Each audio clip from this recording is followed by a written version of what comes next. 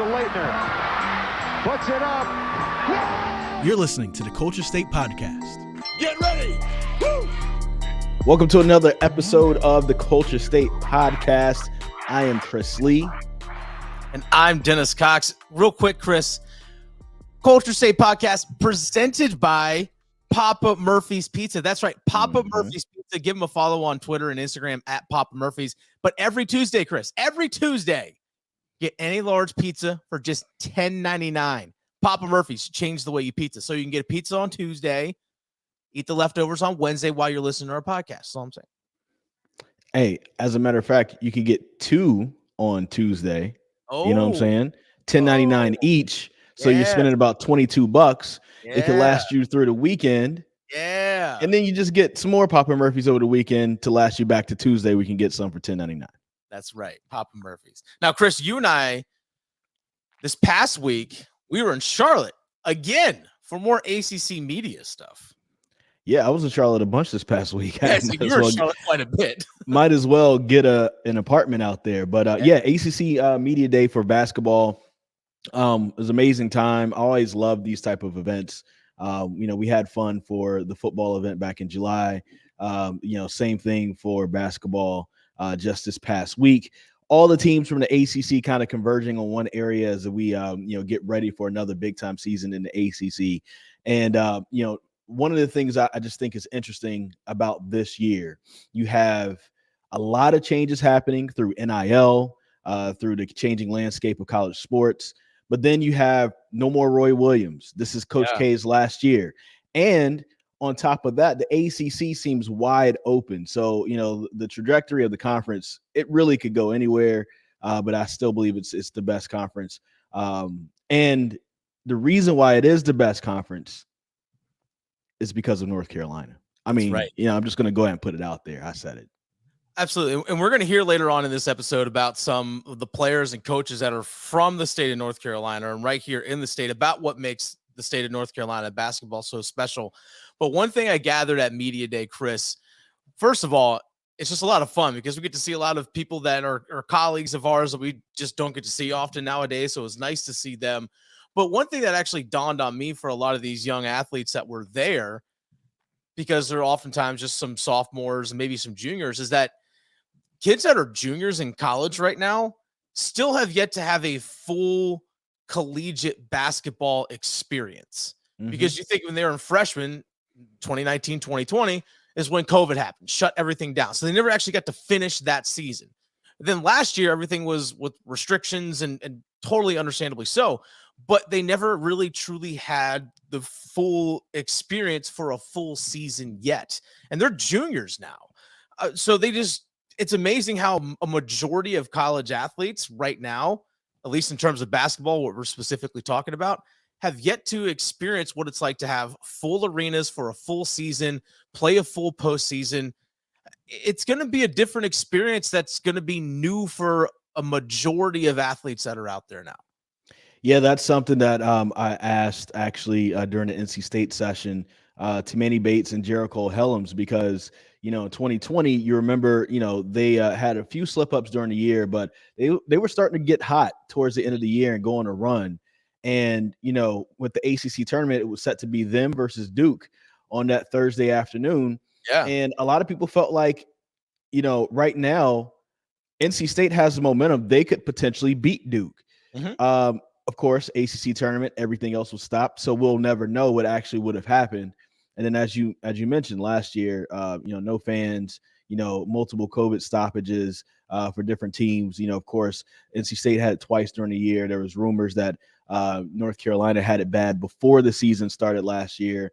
And then, of course, COVID is what stopped Duke's season entirely. They were getting hot and probably would have played themselves in the NCAA tournament and probably would have gone on a nice little run there.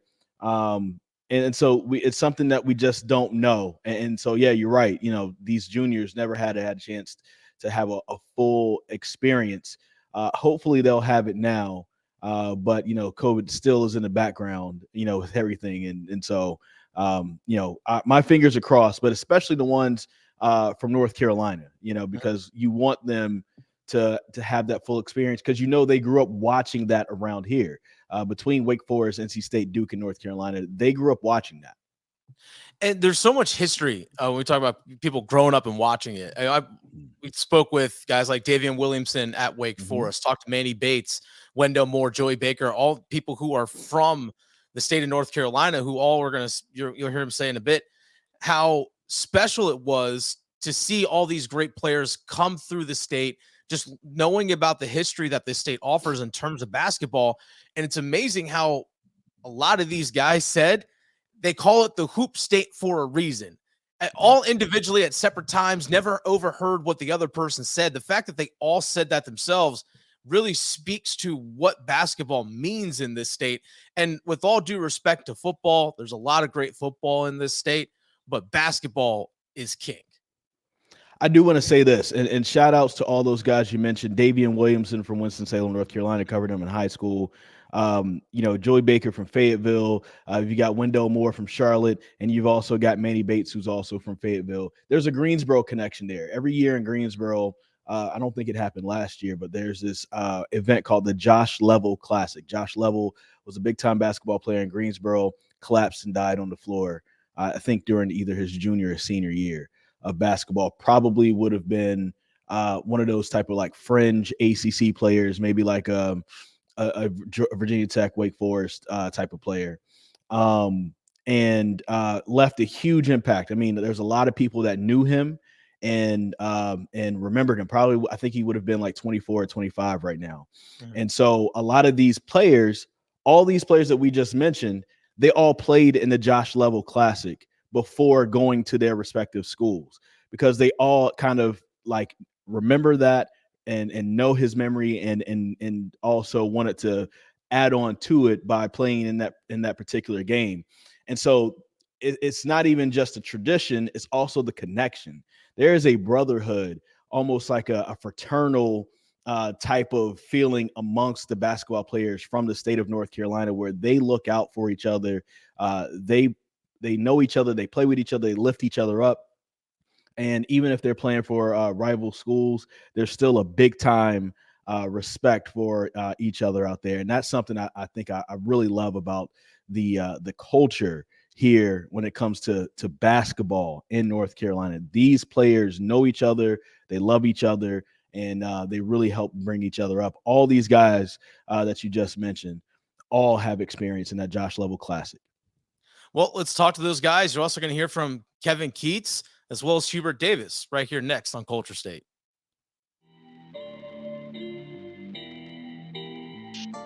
At ACC Tipoff, we caught up with Wendel Moore of Duke, and he explained why North Carolina is so special when it comes to basketball.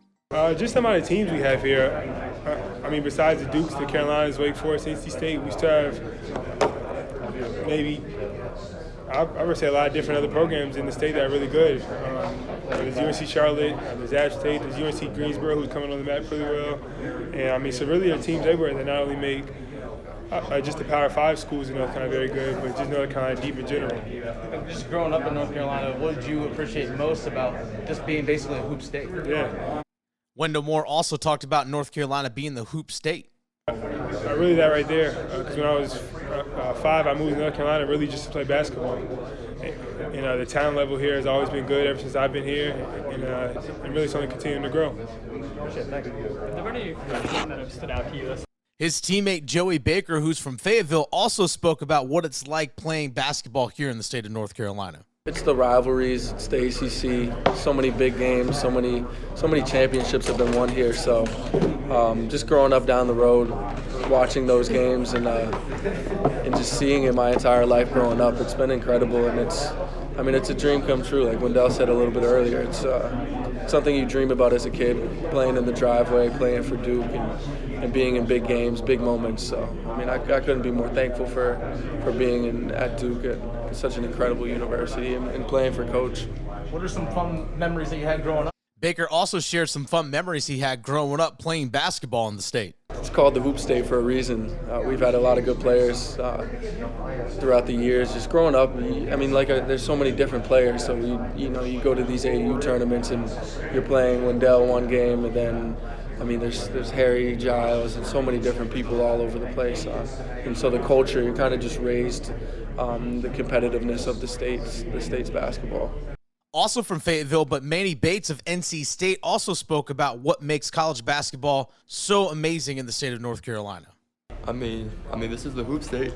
Every time you turn on the TV, it's Duke, Carolina, NC State. Like we're an ACC country, and so for me to be from here and playing at an ACC school, I feel like that's just like icing on the cake. Really, like I can't get no better than this. What are some memories that you have of just? Bates also talks about some fun memories that he had playing in the state of North Carolina. It's so many. I would say my favorite memory playing here. I was a big like Buzz Light guy, and like I would see like guys like Bam Adebayo or Dennis Smith, like they would always go to like the Giles Classic, and like that was something I always wanted to be a part of. So like when I got that opportunity my senior year, I couldn't like pass up on that opportunity because I saw people like Harry Giles and all of them playing it. I just wanted to be in that same space, you know. Manny Bates' head coach, Kevin Keatts, who also spent time at UNC Wilmington, also spoke about what makes basketball so great in the state of North Carolina. We bleed basketball in this state. It's no secret. And it's not just, it goes back to their great high school coaches, their great prep coaches, their great AAU coaches, and there's great Division III, Division II, and Division I coaches. And I think when you get a collective group that all is willing to work with guys to help them get better, and I think that's what happens with this state. And it's passionate. You know, it doesn't hurt that we've got 4 ACC schools in the state, but really it's a tremendous basketball state. His coaching counterpart at North Carolina, UNC head coach Hubert Davis, who also played for the Tar Heels, he speaks on what makes basketball great in the state. Well, I mean, the history, the number of unbelievable great programs that in terms of proximity are close together. You know, there's so many campuses that have, you know, the uniqueness of campuses being close together, but to have North Carolina, Duke, and North Carolina State 20 miles apart, I don't know if any other place has that. And I think that's what makes the history and the proximity, what makes North Carolina basketball so unbelievable. Heading down the road to Wake Forest, Davian Williamson, who's a Winston-Salem native, spoke about what it's like being in an ACC school and playing in your home state. They don't call it the hoop state for no reason, man. It's a lot of talent around here, you know what I'm saying, all across the state. You know what I'm saying, Winston, Greensboro, Charlotte, like it's athletes all across the state. So, and it's real competitive. A lot of us, we know each other, we grew up with each other. So for us to play against each other at the ACC level, like it's big time. It's special. You know what I'm saying. A lot of people don't get the opportunity. So it's really just special to just, you know what I'm saying, play against guys you've known and play against guys you've grown up playing against your whole life. Williamson also spoke about some fond memories he had of playing basketball in the state. Yeah, easily from playing in the state was probably winning the state championship my senior year. We played Pamlico County. We played them at NC State, matter of fact. So winning the state championship, like that was, that's easily my favorite high school memory because I actually lost 2 state championships my freshman and sophomore year. So finally getting in my senior year and finishing the job was an amazing accomplishment for myself. Williamson also talked about some influences of his. Yeah, Chris Paul again, but from the state, it's a few guys. Like I'm close to Harry Giles as well. You know what I'm saying? We've worked out many times with each other, so he's where I want to be. He's in the NBA. That's where I'm striving to be. So there's another guy like I look up to, and anytime I need like some advice or something like that, I'll talk to him. So that was just a little glimpse into what ACC Media Day was like. It's really cool. It's almost like a basketball fan's just heaven. You get a chance to just chat with the players that you're going to see on the court this entire season. Just talk about basketball, talk about the season, and it's just so exciting. Like to me, there's nothing like the ACC and nothing like ACC basketball. And I think this is going to be a really good year because it is so wide open. We know that Duke and North Carolina are going to be good, but there's a chance Wake Forest takes a big step up. Mm-hmm. NC State will take a big step up. You know, Virginia Tech could take a big step up. You know, Georgia Tech is nothing to sniff at. You know, Syracuse is always going to be a major player. Florida State. I mean, the entire league, man, it's going to be crazy. Yeah, it's so much fun. If you're just a basketball fan, it's sometimes we have to sit back and remind ourselves that, this is just a fun game. Just sit back and enjoy it. I know oftentimes fans can get wrapped up in, obviously rooting for their team. They don't like this other school, or us as media. We have our jobs that we have to do, but sometimes it's nice to sit back and just soak it in and enjoy it and realize that we are witnessing just the next chapter in a long story of a great story that is ACC basketball. And we mentioned before we got to the guys, Chris, the Josh Level tournament. A lot of the guys that we talked to, you just heard mention the name Harry Giles that they saw play at that same tournament that you have mentioned. It's interesting that a guy like Harry Giles, who maybe a casual basketball fan may not know, but it's not because the talent isn't there. It's unfortunate that he's dealt with so many injuries. The guy probably, if his body didn't, I guess, lack of a better term, fail him at times, probably an NBA All-Star potentially. Yeah, his knees failed him. I mean, he's still in the NBA, so he still has it going. And he's still playing. But yeah, and we hope to have him on the Culture State podcast at some point. But Harry Giles is one of those kids, man. If you go back and look at just go to YouTube if you've forgotten, if you've never seen it, and just remind yourself of what Harry Giles was in high school. You're talking about somebody who's 6'11" with guard skills, can shoot, can drive, can pass. I wouldn't quite say Kevin Durant. I wouldn't say he can shoot it like Kevin Durant, but like as far as somebody who could run the break and could find the open man or just take it to the basket himself or knock down the open shot or whatever.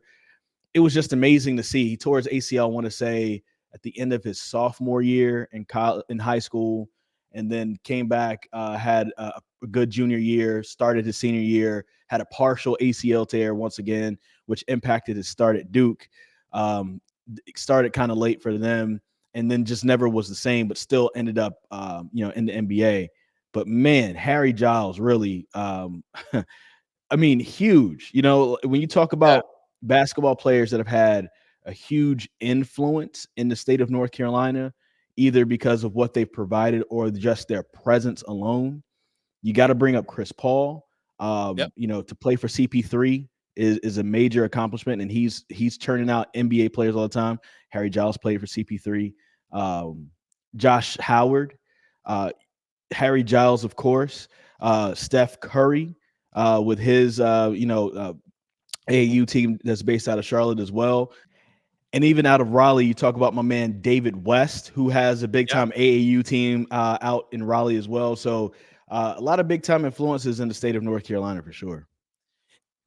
All the influences that are current today, but also you think of just some past moments as well. So in our intro of our podcast, we actually have the Christian Laettner turnaround against Kentucky. I believe it was 1991, if I remember correctly, Chris.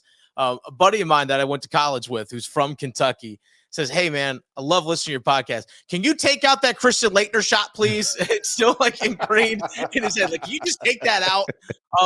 It's just that's stuff that's always like replayed. It's just, again, I know I've said this in the past, like on our show and on this show, is moments like that are always what sticks in our memory. It's always moments. No one's going to remember the layup at, with 15-20 left in the first half of a game. No one's going to remember just a layup off a backdoor cut, but they're going to remember moments like that.